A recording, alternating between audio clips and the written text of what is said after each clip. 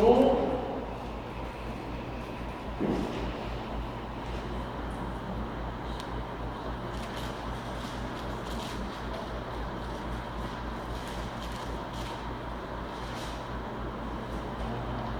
Capítulo 21, a partir do versículo 15 até o versículo 17.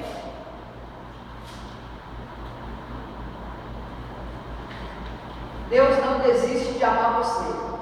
Você sabia disso? Você crê nisso? Crê, gente? Crê? Tem gente que vem cansadinho, vem do trabalho, né? Tem gente que só descansa no domingo, mas tem gente que trabalha, né, irmã? Glória a Deus. João 21, 15 diz assim: depois de terem comido, perguntou Jesus a Simão Pedro: Simão, filho de João, amas-me mais do que esses outros? Ele respondeu: sim, Senhor, tu sabes que te amo. Ele lhe disse: apacenta os meus cordeiros. Tornou a perguntar pela segunda vez: Simão, filho de João, tu me amas? Ele lhe respondeu: sim, Senhor, tu sabes que te amo. Disse-lhe Jesus: pastoreia as minhas ovelhas. Pela terceira vez, Jesus lhe perguntou: Simão, filho de João, tu me amas? Pedro entristeceu-se por ele ter dito pela terceira vez: tu me amas? E respondeu-lhe: Senhor, tu sabes todas as coisas, tu sabes que eu te amo. Jesus lhe disse: apacenta as minhas ovelhas. Amém? Vamos orar?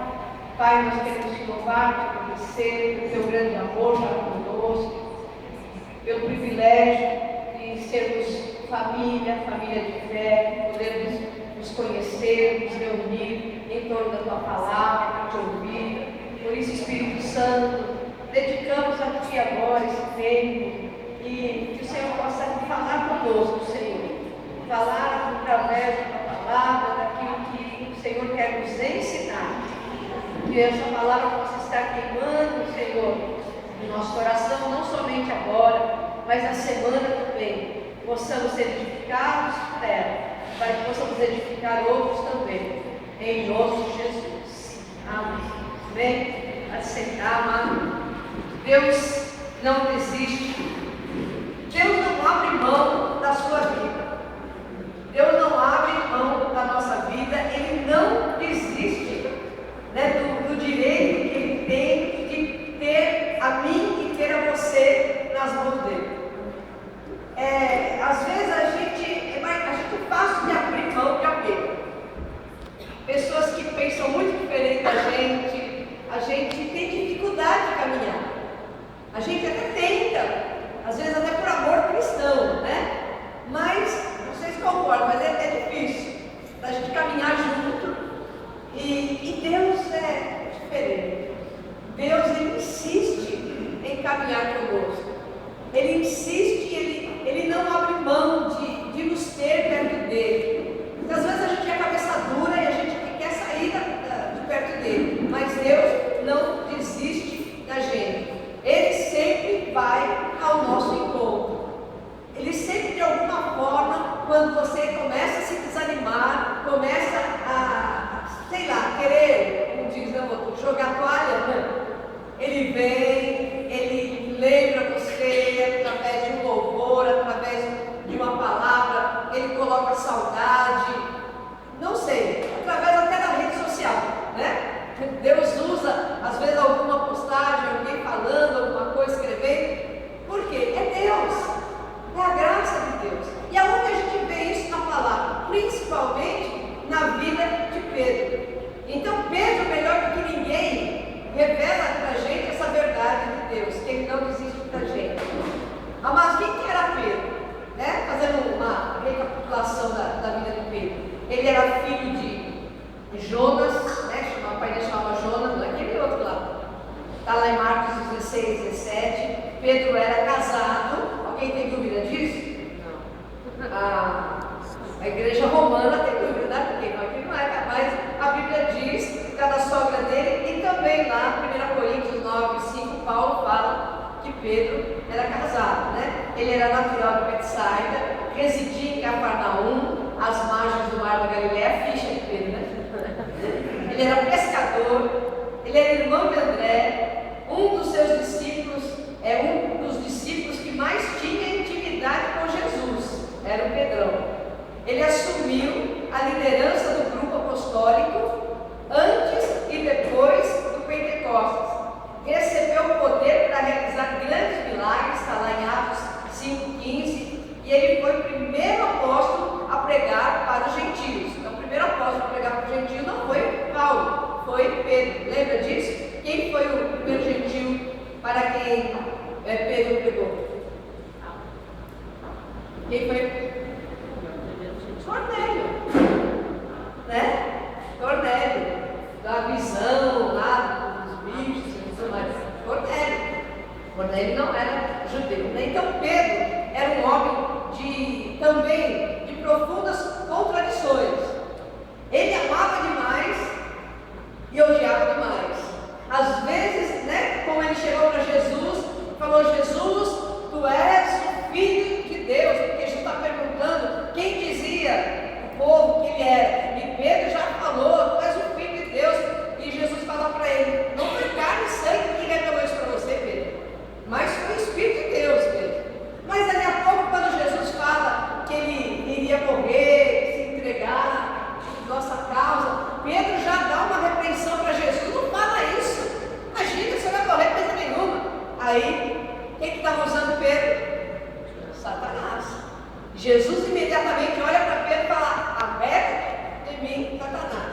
Então Pedro, a gente estudando temperamento, fala que Pedro era sanguíneo, né? Que tinha o sangue, a flor da pele já estourava. Lembra que ele cortou a orelha lá do soldado quando Jesus foi preso?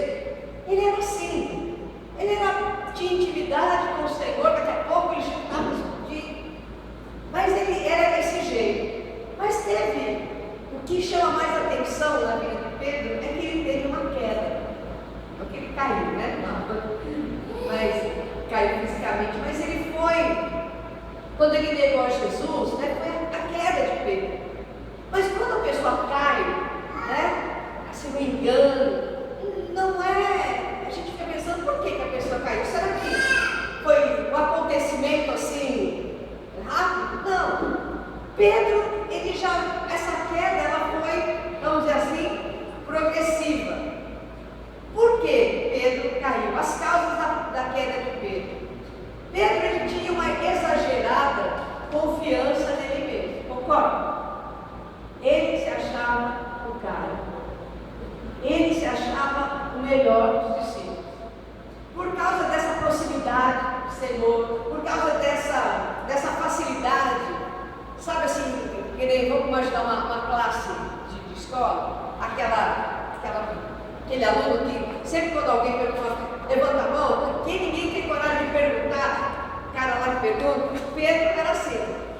E por causa disso, ele tinha essa facilidade de estar mais perto de Jesus. O povo reclamava dele, mas ele era um cara que tinha curiosidade, tinha as informações. Então Jesus respondia as coisas para ele. E aí, aquele jeitão de defender e tudo mais, ele mesmo começou a se achar. Ele se achava que ele era bom, né? Mateus 26:35, versículo diz assim: disse-lhe Pedro: ainda que me seja necessário morrer contigo, de nenhum modo te negarei. Pedro se achava forte. Aliás, o nome dele significa o quê? Pedra, rocha. Então, Jesus tinha falado para ele, né, que o nome dele significava isso, e sobre aquela pedra ser edificada a igreja. Então ele: sou eu mesmo, não tem para ninguém, eu sou forte. Quando Jesus falou da perseguição da morte, eu creio que os outros discípulos começaram a tremer e a ficar assim: meu Deus, e agora? O que vai acontecer com a gente? Pedro já se levantou: não tem problema,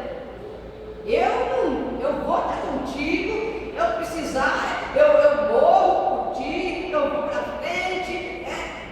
Então ele se sentia capacitado demais, ele se achava uma rocha, mas ele era pó. Ele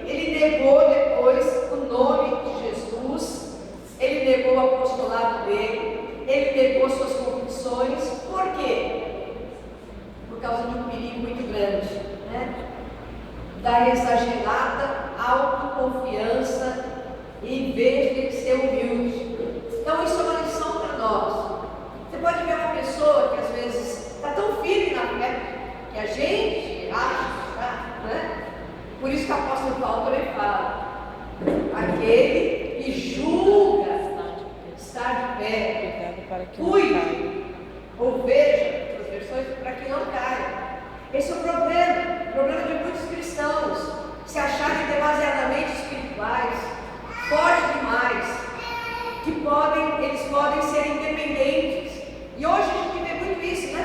Pessoas, não, eu posso viver sem igreja. O pastor estava orando aqui no começo, na abertura do culto, sobre isso, depois orando na família. Nós não podemos nos julgar fortes demais.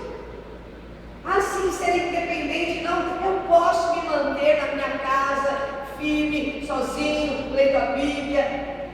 Não dá. O Senhor nos criou para sermos família. Então Pedro, foi a primeira causa dele, essa exagerada confiança em si mesmo. E outra coisa, ele se considerou melhor do que todo mundo, como eu já falei. Está lá em Marcos 14, 29, diz assim: disse-lhe Pedro, ainda que todos se escandalizem, eu jamais. Sabe assim, né? Fala bem. Mateus 26, 33. Ainda que venhas a ser tropeço para todos, nunca o serás para mim. Foi o Pedro que falou isso. Foi ele, na caminhada com Jesus, no discipulado de Jesus, ele agia assim. Outra coisa, quando Jesus mais precisou de oração, ele deixou de orar. Foi incapaz de orar e vigiar na hora mais crucial da vida de Jesus. Mateus 26, 40 e 41. E voltando-se para os discípulos, achou-os dormindo. E disse a Pedro. Interessante isso, né? Os discípulos estavam dormindo. Mas o versículo diz o quê? Jesus chegou e disse a Pedro: então, nem uma hora pudestes vós vigiar comigo? Vigiai e orai, para que não entreis em tentação. O espírito, na verdade, está pronto, mas a carne é fraca. Amados, quando a gente deixa de vigiar e orar, nós caímos em ciladas, em tentação, e a gente fraqueja. Oração é o nosso alimento. Reservar hora para orar. Mas a gente tem que orar sempre, constantemente. A nossa vida tem que ser uma vida de oração. Orar em espírito é você estar toda hora em comunhão com Deus. Agora, há necessidade. Se o próprio Jesus fazia isso, separava um momento dele com o Pai. Por quê? É naquela comunhão. Como a gente já tem estudado até nos grupos sobre oração, né? É aquele momento onde, ainda que seja um silêncio nosso, nós entramos no lugar. Como a gente tem aprendido quando a gente diz, Pai, a oração não são palavras, mas é um lugar. Você entra no lugar de Deus. Nós temos que ter essa necessidade. A oração tem que ser uma necessidade. Nesse momento que Jesus estava em risco, o jogo, a vida de Jesus, a nossa salvação, a salvação da humanidade naquela hora. Imagina, o diabo tentando Jesus. Até no filme, acho que do Mel Gibson, né? Passa uma cena mais ou menos assim, lá no jardim do Getsemane, o diabo vem ali. E eu creio mesmo que foi uma hora terrível. E o diabo fala, você não vai morrer nada, por quê? Vai morrer, tem outras saídas. E ele suando, e Pedro e os outros, nessa hora que deveriam estar orando por Jesus, ajudando em oração, não ajudaram, não oraram. E Jesus se dirige a ele e fala, Pedro, você nem uma hora você ficou comigo. E muitas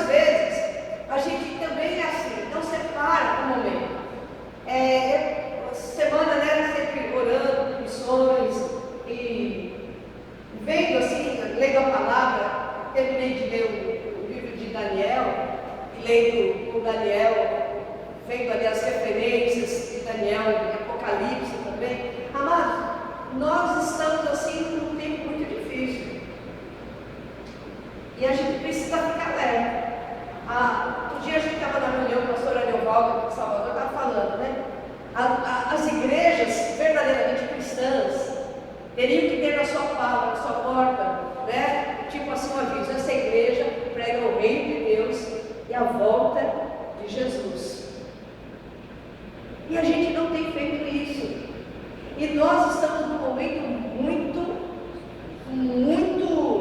sensível, que a gente tem visto situações. Hoje o Timóteo falou: mãe, você orou muito de manhã, né? Na hora da oração. Você orou bastante. Mas a gente tem que ser movido para orar como igreja. Quando eu estou orando aqui, é para começar a lembrar: as coisas estão acontecendo. Jesus está voltando. Quando a gente vê irmãos nossos sendo mortos, decapitados, porque são cristãos, a gente pensa lá em Apocalipse que Jesus fala, né? Que aqueles que foram, que perderam a vida e tudo mais. Mas quem que vai morrer por causa de Cristo? Tem gente morrendo.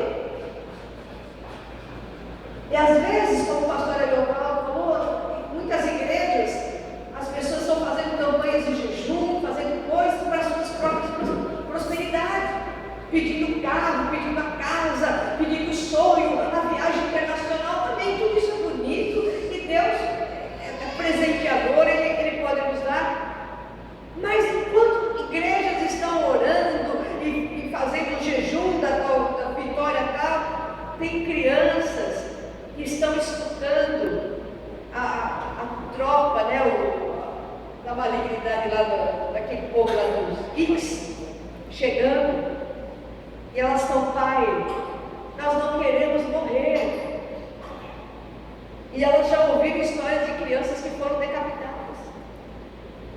São nossas crianças. Mas são nossas. São mulheres, jovens, mulheres casadas que têm sido violentadas. E as igrejas aqui no Ocidente, brasileiras, igrejas muitas vezes americanas, atrás de prosperidade, ninguém ora, ninguém se incomoda. O pai, a quem o pai vai escutar?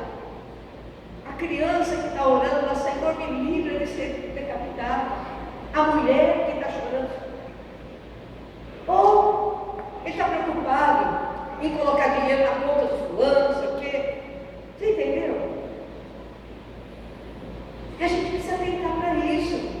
Não é hora de dormir. Jesus está voltando. Como o pastor Ariovaldo falou assim: as crianças que foram decapitadas, elas estão na presença do Pai. Agora, pastores que têm incentivado essas coisas, a gente não pode julgar, mas a gente vai pensar: será que vão estar dentro do Pai? Então, somos discípulos como Pedro. Pedro se achava tanto, mas ele foi insensível para aquela hora tão importante da história. Nós estamos numa hora muito importante da história. E a gente não pode brincar de igreja, de cristão. Quem nos garante que essa perseguição não vai passar as fronteiras? Está lá no Iraque, está muito longe. No Oriente, mas vai chegar, mano. A igreja brasileira está pronta para enfrentar uma perseguição? Não está, não estamos. Mas Jesus está vindo, isso vai acontecer. E a gente não tem orado. E as igrejas não têm orado. Não têm lembrado de assuntos importantes como esse. E nós precisamos atentar, porque são essas coisas se tornam causa de queda.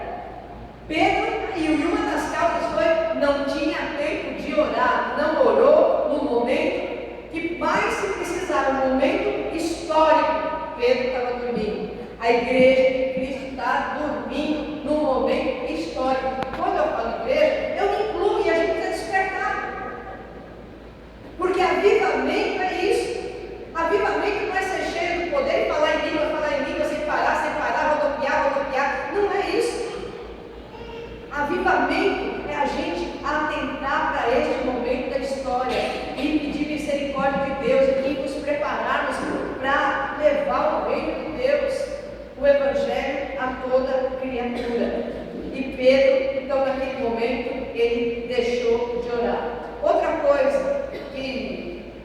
Pedro, que foi uma das situações que levaram Pedro a cair, também é a sua perda de equilíbrio emocional.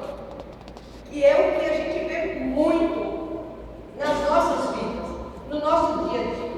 Então Pedro, ele não tinha esse controle, emocional. João 18:10 diz assim: então Simão Pedro puxou a espada que trazia e feriu o servo do sumo sacerdote, cortando-lhe a orelha direita, e o nome do servo era Malco. João fez até questão de registrar o nome do soldado. Perda de equilíbrio emocional, descontrole emocional.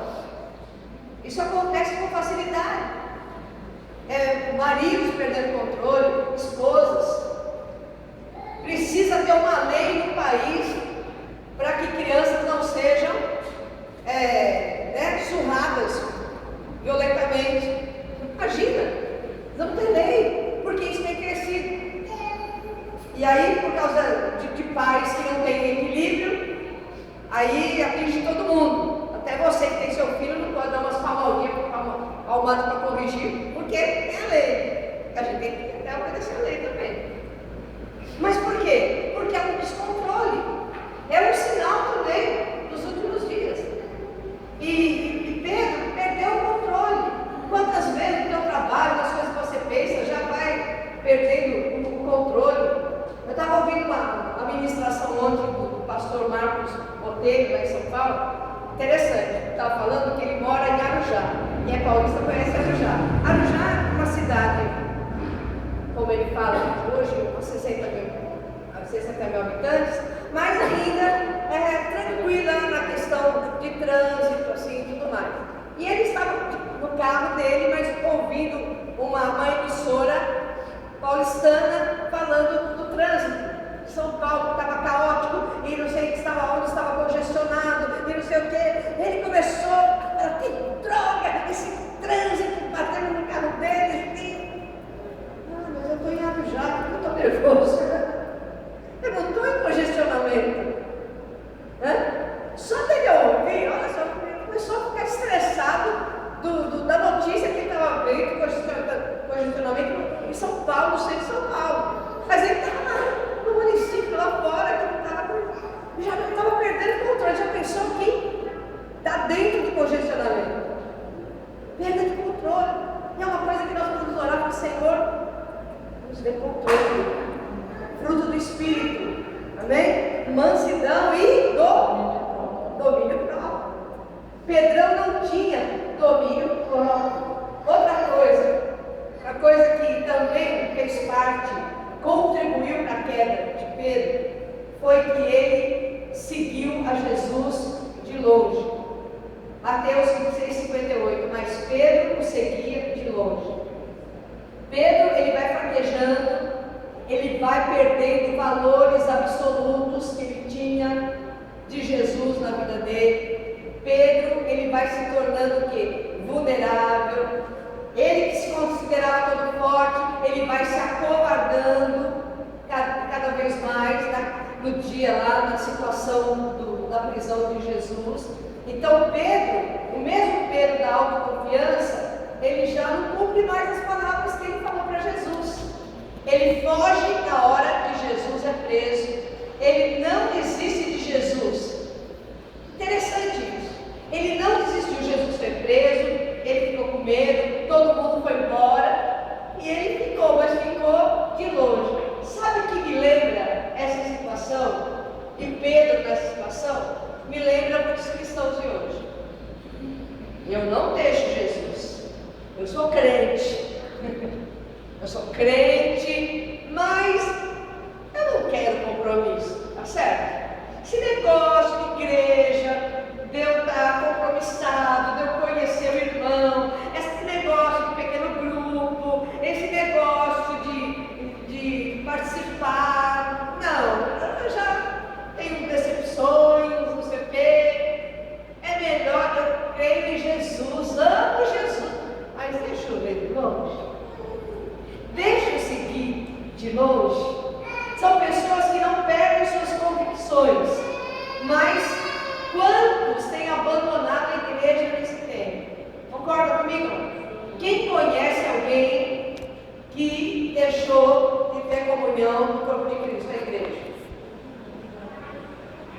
Muita gente, né? Quantas pessoas? Às vezes, da própria nossa família. Ah, mas se você perguntar, você é o quê? Sou cristão. Sou cristão. Mas eu não te vejo mais. Não vou mais à igreja. Não preciso. Não preciso ir. É isso aqui. Segue Jesus de longe, né? Não chegam muitas vezes a perder suas convicções, mas abandonam a igreja. Ficam perto do Egito do mundo. E ficam assim, nem querem estar totalmente no Egito, que é o mundo, mas também não se comprometem com a comunidade da fé, com o corpo de Cristo. Fica na janela, espiando o pecado, olhando, Jesus está lá, e fica vulnerável, né? Outra coisa que Pedro fez nessa situação aí da prisão de Jesus, é que ele se assentou na roda dos escarnecedores. Lucas 22, 54 e 55. Então, prendendo-o, o levaram, o introduziram na casa do sumo sacerdote. Pedro seguia de longe, e quando acenderam fogo no meio do pátio, e juntos se assentaram, Pedro tomou lugar entre eles. Pedro dá mais um passo na direção da sua queda a ele. Ele vai se assentar na roda dos inimigos de Jesus. Ele vai se associar com aqueles que zombam de Jesus. Salmo 1, versículo 1, né? No domingo passado eu estava até falando sobre isso. Mas a gente não tem que pregar o evangelho para as pessoas? Temos. Agora, nós temos que rever a nossa vida, nosso pensamento, nosso posicionamento, nossos valores. Se os nossos valores continuam sendo absolutos, de tal forma que quando a gente se assenta perto daqueles que são inimigos de Jesus, nós temos a autoridade para influenciá-los. Pedro já não tinha, e Pedro se assentou ali naquela roda. Mas lógico que a gente tem que estar na nossa família, não podemos abandonar a família, mas desde que isso não se torne uma prática assim, prazerosa demais. Eu sei que lá está todo mundo falando mal de Jesus, falando mal de cristão, e dando risada, e bebendo, e você não quer desagradar ninguém, você não fala nada, não tem autoridade, os teus valores na palavra não são absolutos. Então por que está ali? Isso enfraqueceu mais Pedro ainda. É lógico que na maioria de vocês trabalham e tudo mais, tem a necessidade de estar ali, de ter relacionamentos, mas não perder o foco daquilo que Jesus fala. Nós temos que ser sal e temos que ser luz. Se a nossa luz não está brilhando em nada, se ninguém está vendo o brilho da luz de Jesus em nós, se ninguém está vendo uma mudança no lugar que nós estamos pelo sal que nós somos, então é tempo de rever como nós estamos em Cristo. A gente nem pode sentar nesse meio. Pedro, ele estava na roda dos escarnecedores. Cuidado, quando você vai se acostumando a estar naquela roda. Tudo é uma da coisa mais fácil para nós é a gente perder referências. Se foi para Pedro que era íntimo de Jesus, imagina nós. Você é bombardeado diariamente com tantas coisas. Se você não tem comunhão com oração, você não tem comunhão com o estudo da palavra em grupo, você não tem mais tempo de compromisso, e ainda fica sentado à roda de um monte de gente que só fala besteira, que só fala mal de política e que tudo mais, e você faz coro com eles. Em vez de você trazer uma palavra diferente, que vai mudar a sua vida, você faz coro com ele. Está todo mundo xingando, está todo mundo, é isso mesmo, ainda que você seja e tem que ser uma pessoa política, nós somos seres políticos, amém? Ser político é ser que relaciona, estou falando que é político, somos seres, nós temos que estar com as pessoas, mas não esquecer do foco foco que nós temos, que é o reino de Deus. Não podemos fazer associação, aliança. Você tem que ter colegas, você tem que ter relacionamentos, mas aqueles que vão se associar com você, te escutar, aqueles que vão andar